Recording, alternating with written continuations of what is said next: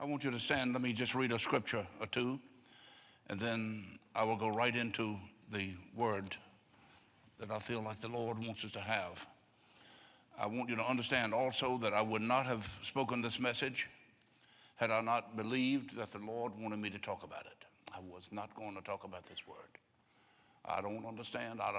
I'm not in the controlling business. He can do it. And I felt it come on me so strongly that I changed my mind on what I was going to speak on, although I never announced the other. But I did announce this. But I've been working on something else, and the Lord says it's going to be something else. It's the most basic need in the human spirit, and it is the power of encouragement. Something that's not known real well in churches, by the way. We're going to close just like that, okay? So in just a few minutes, chapter 3. Note that it is one of the first of the Psalms that David writes. Wonder why he would do that. Because it's so important to him.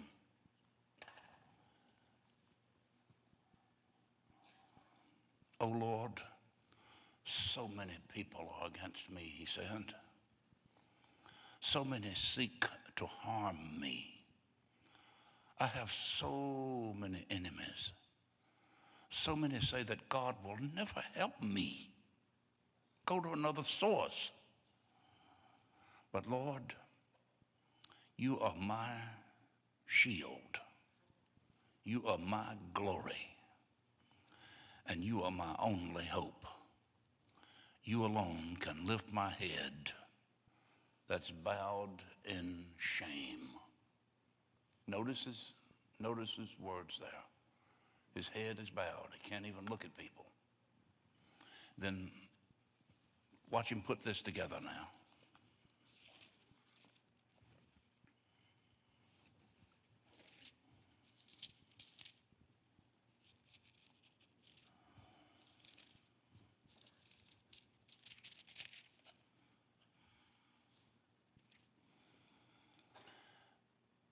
And in verse 1 of Psalm 46.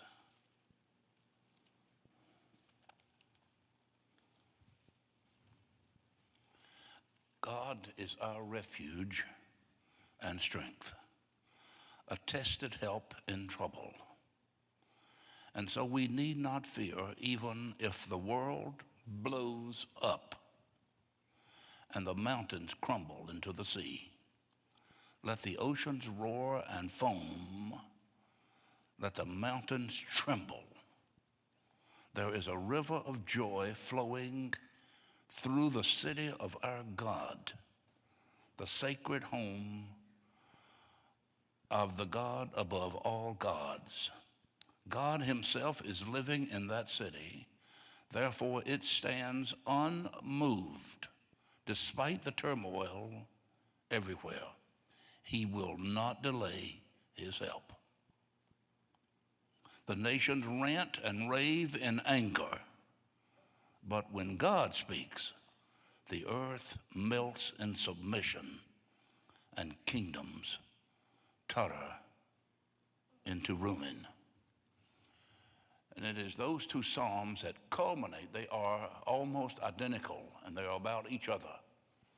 And they both are written as a result of what Samuel chronicles in 2 Samuel, chapter 15, 16, 17, 18.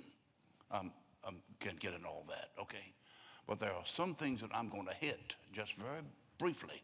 Key phrases. You have yours open, or wherever you'll hit it or write it down on the flyleaf, okay? I promise. You can be seated. We're people of need. We have emotional needs, we have mental needs, we have physical needs, we have spiritual needs. There's not a single person in the congregation today or a single person in the world who does not have needs. We are people born to have needs. And if we do not have a certain kind, we are going to have a certain kind of need, because the body seems And the mind and spirit seems to attract those needs that we have that are basic, not just simple needs, but basic needs. The setting here starts with a man that I would never expect to have a need. He's a man who is afraid to go to bed and close his eyes at night. And that's what it means in that 3rd Psalm and in the 46th Psalm. He's afraid to close his eyes at night, and each night he lies there and says, I've got so many needs because of so many enemies. It may be that he has already gathered that he himself is the instigator of many of those needs for himself, and consequently, the needs for other people. He cries in this 3rd Psalm, O Lord, so many are against me. So many seem to harm me. And the chief one that was after him was his own Hollywood handsome son by the name of Absalom, the actual 3rd king among the Israelis, king for just a while. But he said, "O Lord, you have been my shield." This is what David comes up with. You have been my shield. You have been my glory. There's got to be something to that glory. It's everything that God is, all wrapped up into one word, glory. Could I hear you say the word again? Glory. And you are my only hope. Now, something happens when you reach the point where you say, Lord, you are my only hope. In spite of the fact that others will say, don't depend on him. You better start depending on other sources. If you have him, you have everything. My first point to you. In my studies of families in the Bible and around the world, I have come to the study of just one man in the Bible who had probably one of the worst families that you could find anywhere. It wasn't Moses, and it wasn't Abraham, Isaac, and not even Jacob. It was the man after God's own heart. It was David. How he could be tabbed as a man after God's own heart, after studying him and reading so much into him through these chronicles that have been given to us, it's an amazement to me. It's amazing also that the Bible will not hide anything about David, even though he is a king, and even though he is a man after God's own heart. Because the Bible shows all of the warts and the marks, the sins and blunders that we have. If it hid them, it would not be the true Word of God. But in revealing those things, he reveals to us that just because you have these things that bring on your discouragement, it does not mean that there is not a cure for it. For there is a cure for discouragement. And it is a word that is foreign, again, I say, to most congregations in the land. It was F.B. Meyer who said first, maybe not first, but the one that I've got first. He said, if I had to do it all over again, now he was one of the great evangelistic preachers of all times, F.B. Myers. He said, I would preach more on encouragement. Now, I have, after the limited time that I've had here, if I had to do it over again, I believe every month I would come to you with a subject called encouragement. Because it moves in so quickly and moves in from sources that you do not think that it's going to come from. And it grabs you and strangulates you. And you are not going to go much further in your spirituality than your discouragement will allow you to go. Once the devil has you discouraged, he will do anything to you and for you. If he had to get rid of everything else that he's got in hell, he would get rid of all those things first, but the last thing he would let go would be discouragement. Because there's not a single one of you, starting here, that has not been discouraged. And if you are one who says, well, I've never been discouraged by a major thing, just hang around, honey, and you're going to have something coming to you before long. You say, well, you're negative. No, I'm not. I'm just being realistic. I'm just telling you that discouragement comes to everybody. Can I get a witness from somebody? It does me. I think it's like the oxygen that feeds the body. Notice that when you can't breathe well, you go to reaching for this little pump. And when you can't get that air down your throat, you go into a seizure. You medical people know what I'm talking about. That's why you carry one with you, so that in tough situations, you can pull it out and squeeze that little fire extinguisher. You know how to do it. And I wouldn't ask how many of you have one on you right now, because I don't want to see them, okay? Mainly because I know how much they cost. Here, anyway. I was in Nicaragua, and the medicine didn't come to us because they wouldn't allow it to come in. And Pastor Tommy called me and said, we got to get it in, and we're there tomorrow. What are you going to do? I said, send the order and let me have it. And I called my pastor friend, and we went to a drug company and bought everything that cost us thousands and thousands of dollars for $955. And when I went to buy one of those things, Brother Buck was sending me one because it was humid and everything, and I just was gasping. I said, tell Buck, send me one of those things. And when I went to the drugstore, I saw one, and I grabbed it, and I said, well, Senor Quanto vale? How much is this? And he said, oh, that one is $3. I said, $3? I thought there was 60. He said, there are $3 here. I told Buck, and he said, why didn't you buy 200 of them? We could have made a lot of money for the choir. I'm only kidding about that.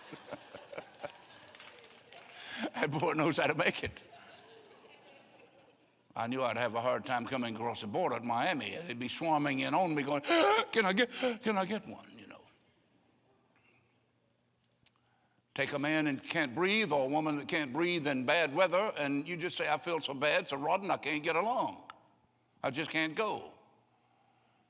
So if you come to my house, you can have my orange juice, you can have my money, you can have my diamonds, but please don't take my breathe easy strips. You put them across the nose, and then there's nothing there. It just opens you up, and you breathe. You almost go talk like that because you're breathing so well. Take a man's encouragement away, and it's just like taking away his oxygen. It's the oxygen of the soul that you have to have if you're going to be alive and well. But we do not specialize in encouragement in the church. I don't know why we don't. We specialize in discouragement. We know how to discourage anybody. I knew it was her. I knew it was coming. She'd get what's coming to her. Oh, I've been watching him. He's nothing but a fly-by-nighter. I knew that he wasn't going to amount to anything. Let him go. And so in your plan, if you're not careful, you can go to somebody and say, I'm meaning well for you. Now, I want you to know that God just gave me a revelation of you. And you got a spirit of messing around in this world, farming around, as Walker said. You say, well, now what's wrong with that? Nothing, but when you're borderline, But when you start telling somebody, listen, you got this, and you better get on your knees and get right with God, let me tell you what you better do, brother and sister. You better get on your knees and get right, because a shoe is different when it gets on your foot. You see, Paul said, consider one another and consider yourself if you are going to correct someone, lest you fall into the same temptation. Oh, but it's different with us. I've seen it in my church days, in the early church. I saw it in my first church, where they said, we're not going to let those people join the church that are 40 years old, young people. They said they wear short sleeves, well, all the way up to here. They're not going to join the church. And I knew he wasn't anything, and that's why he's gone. And we say he's never going to amount to anything. Let him go to hell. Did you know one of the chief songs they used to sing when I was coming up in the very home church was this? It was the last one in the book, thank God. If men go to hell, who cares? That's the song that was there. I can show it to you. I've still got the hymnal. We just don't specialize in doing that because we like to specialize in catching you. What's that word that came out? Gotcha. I've been watching you, boy. You got a problem, hadn't you? I saw you. And if we can't do anything else, we can do like that man did when he stood on the street corner in New York City. And all he did was had a long bony finger about this long right here. He put it out and said, every time somebody passed by and said, guilty, guilty, guilty. They said that night people were leaving town and leaving the country because there's something about that when you condemn somebody. I believe it was Jesus who spoke the words, neither do I condemn thee. Go and sin no more. Does anybody know that scripture? Now, I believe in restitution. I do believe in that. And I believe that people ought to have restitution. They ought to do good like that. But we have to be careful about how we consign people to hell just because we've got a suspicion about them. Can I get anybody today? Are you here today? Can I see you? Okay. Be careful how you treat other people. We shoot our young and we shoot our wounded. We're not like the world. The world says, come on in, boy. I said, hey, string, get that big key way down back there, boy, and play him a song. Play him something. Here, sit in the saloon tonight. But I got friends around me holding me so tight. But in church, we do it different. We go up to them. If anything's wrong with them, we and shoot them quick. It's as bad as a man that was hauling horses, and he had 4 or 5 horses in this big horse carrier, and it jackknifed, and the horses were broken legs and everything. And the highway patrolman finally got there, and they were gathering around. They went to one horse and looked at him. He said, what's wrong with him? He said, he got a broken leg. He pulled out his revolver and shot him and killed him just like that. Got to the next one, said, what about this one? Said, oh, he's got a broken back. Bang, shot him. Finally got around to the driver of the truck, had blood coming down the face, had a broken arm. Everything was all messed up about him. He's laying there. And the trooper looked at him and said, how you doing? And the man said, oh, I never felt better. I'm doing good. We tend to kill those that are wounded. I want to be the first to learn how to understand the fact that Jesus is a Jesus that gives a second chance, and that he gives a third chance, and he gives a 10th chance, and he gives 100th chance. Go ahead, put your hands together. It's all right. You're going to need it one day. Oh, it's good now when you got a real happy look about you, and you know that you're Johnny Two Shoes. And you've got everything going right. Everything's going right. And you can look at everybody else and say, I told you so, I told you so. But when it hits you, oh, sister, I'm telling you right now, it hits you like a ton of bricks. Anybody ever had it? Well, I don't answer. Okay. I don't want you to. It's a tough thing to have it working like that. Be very careful how you Do this. There's a craving on the inside, brother. Now listen, for somebody to come and say, listen, I'm putting my arm around you. You're going to make it. Everybody wants that. They may shrink off a little bit, but they're going to say, listen, that one came to me in a need. Paul was one that didn't need anybody. You know that. But when he was in prison, he said to them in his writing, he said, you guys, remember one more in particular. I'm trying to remember it. It's coming by in a minute. Onesiphorus. You're going to name your next son that, your next grandson that. Onesiphorus says, remember him. He said, because he came to me in the Mamertine prison. He's come to me when I'm chained.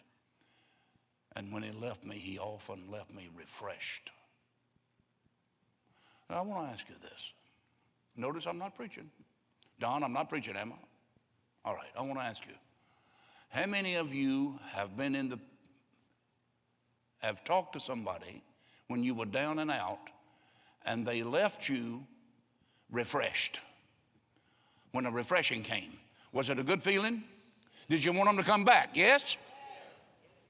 How many of you have been told, here it comes, have known that you needed somebody? It was your worst moment. And you prayed, God, send me somebody. And they came and slinked up around you and you said, oh, here it comes. And they left you feeling down and out, beaten all up, and left you discouraged and unrefreshed. How many of you have had that to happen? Oh, I'll raise both of my hands on that one. It's really tough. You say, Lord, don't let them come back to see me again.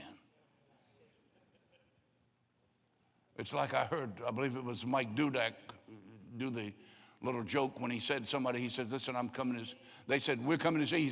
He said, thank you for the warning. There are some that you want to say, thank you for warning me because I'm going to be a gone when you do that. I've been with some during my years here that I've had to pretend almost to get a telephone call or what. Man, I forgot I got to go. It's really tough. I've had that. But when you find someone who refreshes you, you want them to come back, they keep coming back. But if you're the guy, the bearer of bad news, Brother Long Tongue, Sister Bucket Mouth, Sister Blabbermouth, I ain't no gossiper, but I can't tell you how many times I've had that to come, so many, many times. It's a tough thing to have it. What I want you to do is to understand this, that there's no rule in church that you have to be down on everybody and that you have to be the God of the congregation and that you have to be the one that decides whether somebody is following after some bunch of people that are ill repute or whether they got the spirit of Jezebel or anybody else. It's not for you to know and not for me to know. Not for any board member to know. Not for any evangelist to know. It's for you to pray about and say, God, I consider myself lest I fall into temptation also. It comes. So the second thing I want you to know about encouragement and discouragement is that discouragement often comes from those who are closest to you. Uh-oh. Notice it doesn't come from Raleigh or from New York or somewhere. It comes from those that are closest to you. Here they are in your home. Oh, God. That's first. Then in your school, in your workplace.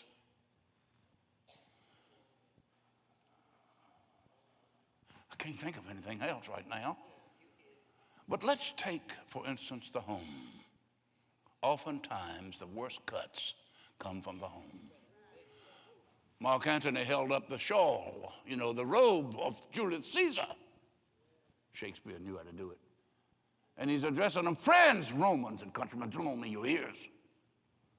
He said, look at the holes. These were made by daggers and knives and swords in the most noble Caesar. He said, this one, he said, oh, look, friends, this one right here. He said, here's his words. I'll give it to you exactly in the English. This is the most unkindest cut of them all right here. And he laid his finger right there and ran his finger all through it, I believe. He said, it's the one that came from his noble friend Brutus, who leaned over him like this and said, most noble Caesar, you are my Lord, you are my friend. I'll never leave you nor forsake you. Anything I've got is yours, especially this knife. So that if you look at me, you'll say, please put that sticker away. I mean, you make my liver quiver.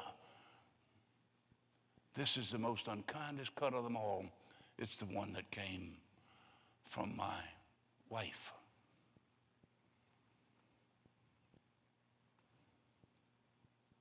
Oh, this one right here. It's the one that came from my husband. You know, she said to me, he's still oblivious to it. He doesn't even know he did it. But he made a little dig that night that cut me to the core. And I will never be the same. I said, well, you can get over it. She said, you can, but I can't. Because it was over and over, and finally this one sealed it right here. This wound right here in this robe, this was done by him. Here's another one that came.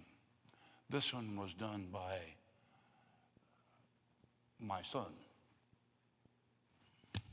Are you serious? Yeah, I've had that to happen. Not me, but I've seen somebody tell me, this is the one. And the man said, I don't know what's wrong with the guy. I said, you're not listening to me. He said about his own son. He said, I don't know what's wrong with the guy. Son. But he won't come near me.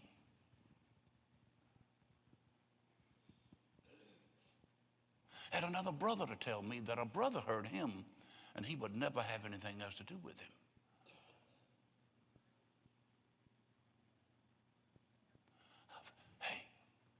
I've had those that I have begged on my knees. I've begged for somebody.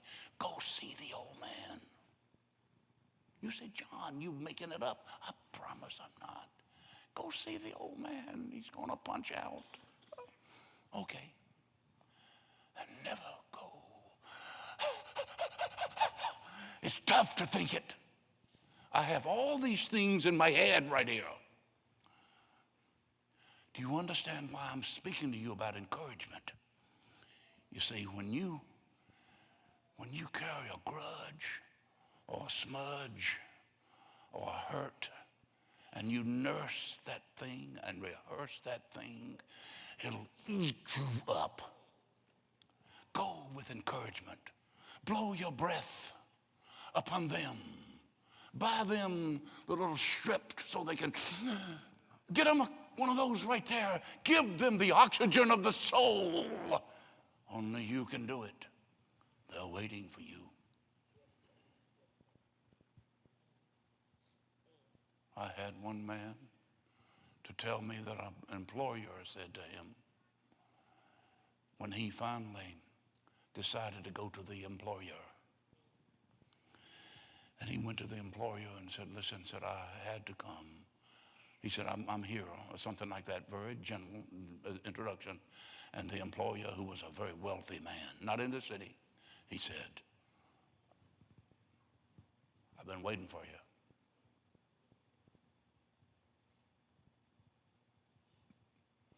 But it was there that he got it straight. Look, why don't you encourage somebody? Why don't you go to somebody and encourage them in your family so that you don't carry a grudge or a hurt or a discouragement all the way through life being crippled? Why don't you go to them so that you won't be like the boy who said, I'm never going to your house again? You said, John, these things don't... Look, I'm telling you the fact, Jack. No offense, Jack. Look, I'm telling you, only you can do that. The reason you don't is because you're too proud. You're proud to say, I'm sorry, I'm wrong. It's going to eat your soul up eternally like a worm, a cankerworm. Look, here's the way you do it. Put all the guns down, put the weapons down, and go and say, I want you to know that if I've hurt you, I'm so sorry. Now, if you go to them and say, listen, I wanted to come because I wanted to tell you about the time you hurt me. You remember that night we were together, old hubby, and you made that cut to me? Forget that. It's going to get deeper. You just go and say, listen, you know, I know things aren't right with us. And if I'm the cause of that, I am so sorry.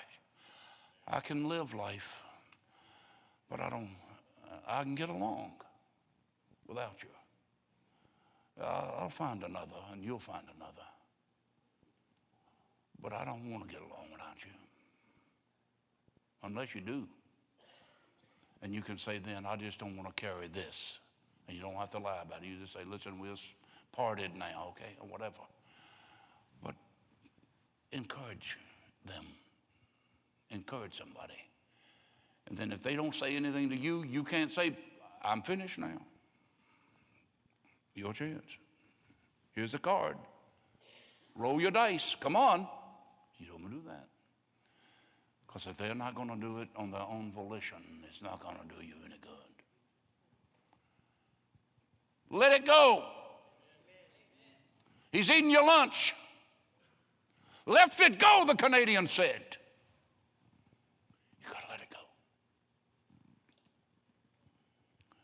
These things that come often from sources that you do not expect it would come to discourage you will often come in encouragement from sources that you do not expect. For when the boy was down at Hebron that night, after he made up his mind that he was going for it, and said, whenever you see this thing happen and the ram's horn go off, say this, the Lord has put his hands upon Absalom and crowned him king all over the thing. And he stole the hearts of the people. How did he do that, John? He was in exile, and the woman of Tekoa came, and that's what it was. And David finally took him back but didn't talk. And finally, another one came, and he come around me some. And then after 3 years, Absalom, with his nice suits of clothes and his hair that weighed 8 pounds. Can you imagine, girls, if you fix hair, what you'd have to do to that? You'd probably cut it in his sleep, probably, wouldn't you? He went to the customs where everything was happening, and the gate sat there. And when somebody would come and said, I got a problem, he would look at them and he would say, you know, I understand your problem. He said, I wish the king had somebody who could settle it for you right now. I said, but he doesn't. But if I were here, I could answer you justly, and I could answer your problem. If I were only doing it. And finally they started saying, oh yes, Absalom, you're the king's kid, aren't you? You're the next in line, aren't you, boy? Oh, and he said, do not bow to me. You'll find it in 2 Samuel. And he reached down and took him by the hand and lifted him up and said, do not bow to me. Come closer to me. And he took him and kissed him. And it says, during that space of 3 years, he stole the hearts of Israel away from his father. And on that night, when he's in Hebron, with 50 men and 200 more that doesn't know what they're going to do, and his chariot, Joab stands there and says, before he goes, I can put an arrow in him. Don't you touch him. He said, but he's going to take your kingdom. He said, don't you touch him for 2 reasons. Number one, he's my boy. Now understand this. I want to understand it more. That blood's thicker than what? Unless you work down the sewer, okay? That's what Jackie Gleason's buddy said one time. Look, he said, he's my son. Now, I don't care if he's got rotten teeth. I don't care if he's got hair that's out on this side and a knot over here, if he's got warts all over him or whatever it might be. It doesn't matter. He's daddy's boy, and he loves him. Now, if you hadn't got any more sense than that, you need to go back to 101 somewhere, elementary. Because only two things that are never going to forsake you, and that's your father and mother like that, or your dog. It, regardless of how I was dressed or anything else, it didn't matter. When I came to the door, that dog would jump just like that. Didn't say, oh, are you presentable? And Daddy loves his boy. And David said, he's my son. Don't you touch him, Joab. And Joab said, but he's going to take your kingdom. He said, number two, I have no kingdom. He cannot take that I do not have. He said, look at all this. He said, you don't understand. It's not mine. I have no kingdom. Oh, that way he's different from you and me with all the things that we've accumulated and accomplished and everything in life. You've got 4 boats and 2 cars, and you've got a nice house in the mountains, one at the beach and one around here. And you've got all these things, and you've got a bank account that's big. And so you're different from him, aren't you? No, listen, you never saw Wells Fargo in one of these funeral home lines making it to the grave.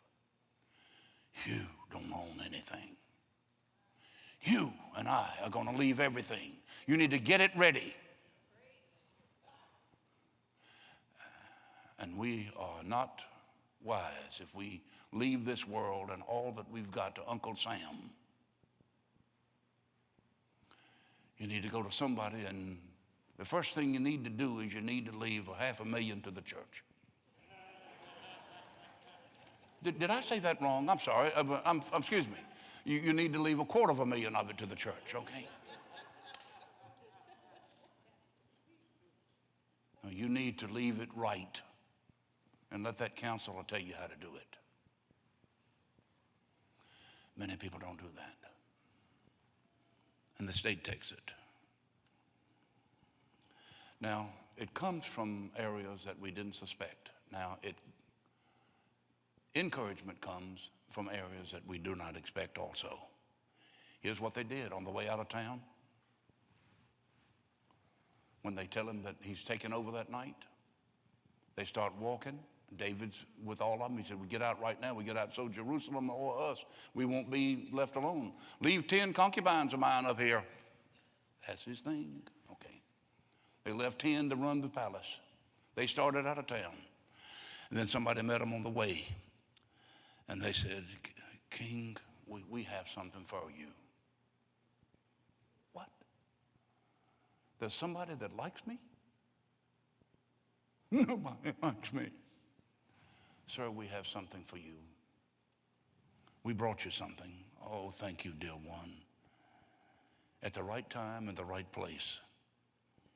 Somebody brought 100 cakes of raisins, loaves of bread, cakes of figs, listen, and a skin of wine. And they said, when some of your soldiers have run so hard and they just can't go anymore, give them a shot of wine. That's what they said. I don't know what kind of wine it was.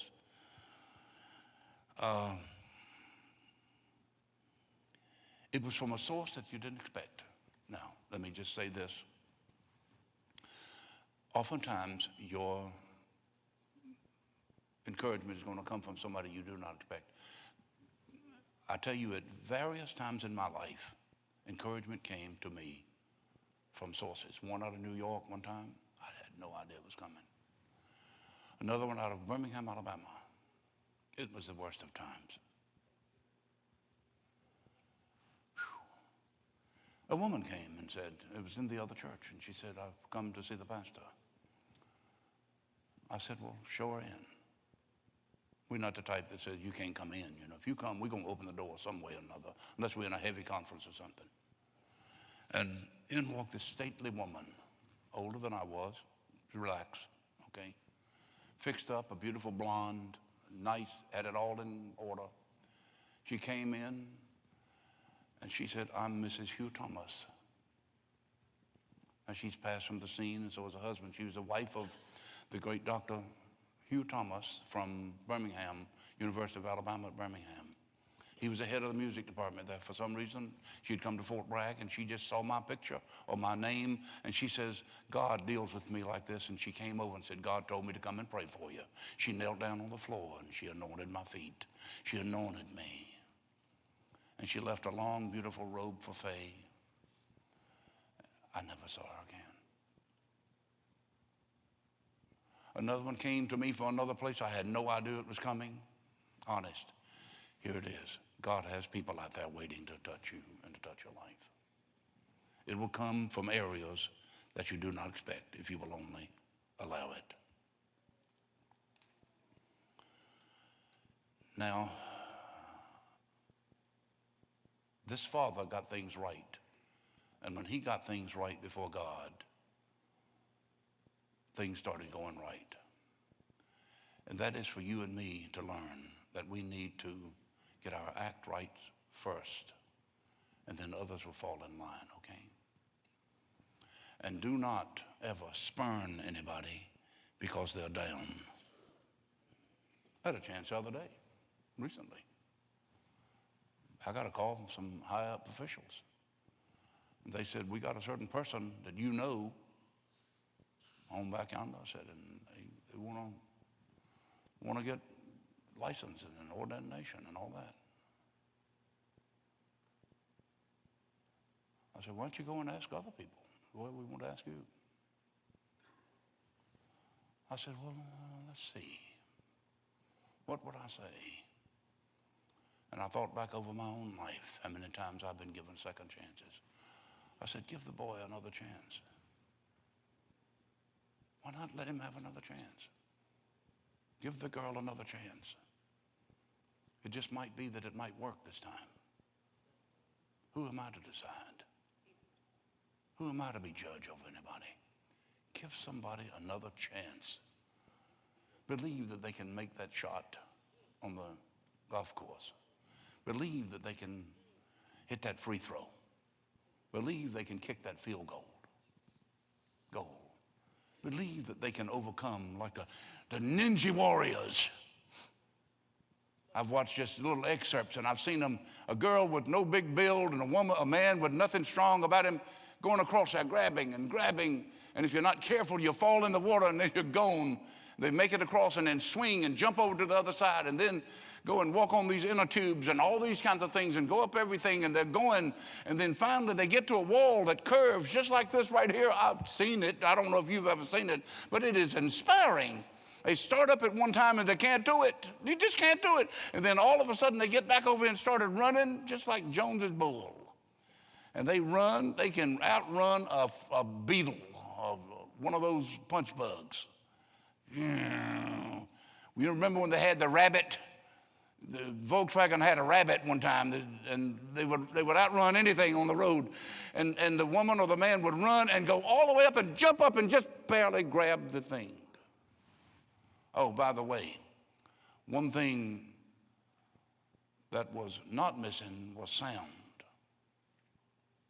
If it had been quiet, they'd have never done it. They had standing behind them husbands and wives and mamas and daddies and friends. Go get them. You can do it, Annie. Go get them. Go get them, Frankie. Make that hit. Go, boy, like that. If it had been silent, they'd have never made it. It's like the fireman, true story, that was going up to save the child in the next floor of the little cottage. And they couldn't make it, and they gave up. He started up one time, came down. He started up another time, heard the child's cry. You can't make it. He said, I'm going through this time. I know I've got to save that child. And he got there, and somebody on the ground said these words. Don't you never forget these words. Give him a cheer. Give him a cheer. Come on. And they started saying, go, go, go, go, go. And up the ladder he went, and he saved the child. This is a true story. He saved the child's life because somebody on the ground believed in him. I want to be in the number that believes in people, don't you? I want to be one that can lift a lid so that somebody can raise their head and say, listen, I'm going through. Family might have caused it, wife, husband, somebody might have caused it, but you are going to live again. And if you don't need this message today, just put it in your pocket. Listen, you're going to need it one day. Everybody on your feet. Now, can we do it? Can we do it, Buck? I don't know. Can we? We got somebody can do it? Okay, we got it. Come on, guys. Now, we stand in the presence of Almighty God. I want to ask you, first of all, how many of you could stand a little bit of encouragement? Can I see your hand? Everybody sees it. I want you to practice with me going over and saying, not being too forward now. Don't get too frisky. Just say, listen, I want you to know that I'm your friend. I'm for you. I'm praying for you. Often what I've done is that I take a picture of somebody when they're sick or something, and I put it on my seagulls downstairs on my desk. And when I come in to my office, I reach over and touch it or point it, and I pray, God, touch this person, touch this person. Some was supposed to be dead. One that came to the dinner theater was supposed to be dead after 4 months. That was 5 years ago. She's still living. Look, I want you to practice with me the art of encouragement. Say it, the art of encouragement. Say some words with me. You've got what it takes. You're going to make it. You're not going down. You're going up. Because God is your source. I cannot look to Washington. I cannot look to Raleigh. I can't look to Social Security. But I can look to Jesus Christ. He's the lifter of my head right now. And he lifts me up so that I can look up and say, God, here I am, all encouraged. Now, I want you to sing it. If you don't know this song, you're going to learn it, okay? And then next time we'll learn that other one.